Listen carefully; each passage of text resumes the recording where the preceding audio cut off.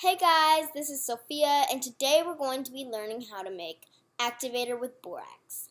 Let's get started.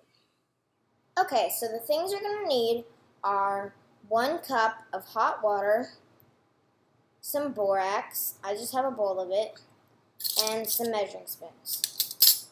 So the first thing you're going to do is you're going to get 1 teaspoon of borax, and just pour it in there. And then you're going to slowly mix it until it's all mixed together and dissolved.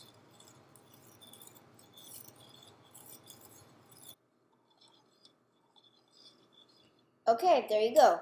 So I mixed it all up and it's clear, and you kind of want to feel the bottom and see if there's any borax left that still hasn't dissolved.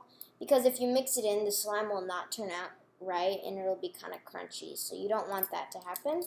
So I mix it all up and it basically just looks like water.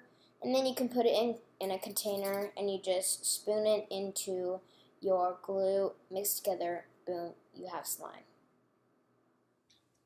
I hope you enjoyed my video. Please like and subscribe below. Thanks for watching. Bye-bye now.